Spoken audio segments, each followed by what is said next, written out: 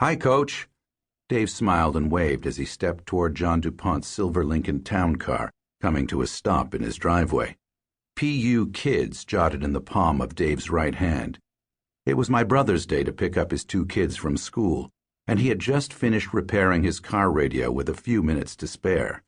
Du Pont, rolling down his window, didn't return the greeting.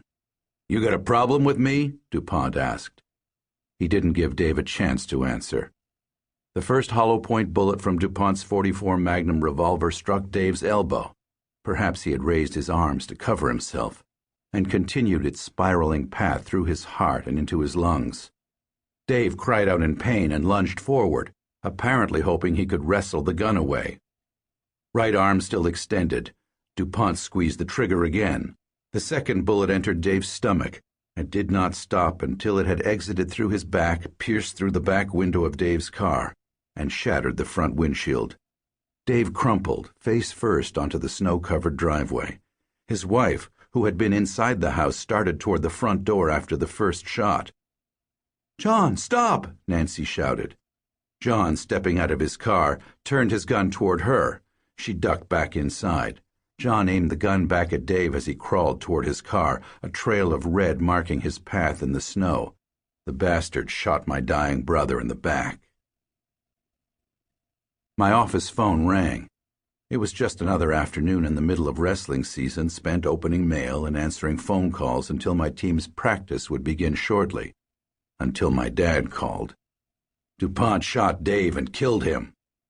I didn't hang up the phone. I threw it and screamed, grabbed the papers in front of me and slung them against the wall. Notebooks and pens and anything else within reach followed. So did a clock and awards sitting on the file cabinet near my desk.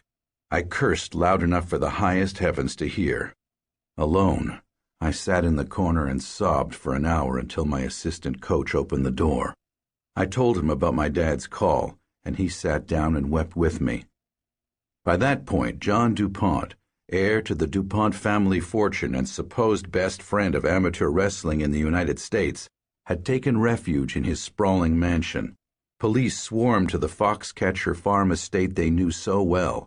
Some had trained at Du Pont's shooting range, which he had opened up to them. Some wore bulletproof vests and communicated on radios he had purchased for them.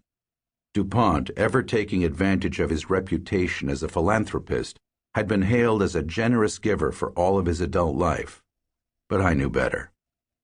I knew that he gave in order to take.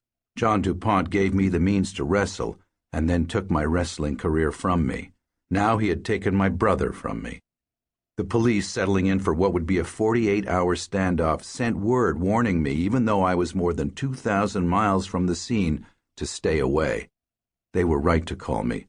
I would have made one more trip to the farm if I had believed I had a chance of getting to John, and I would have killed him.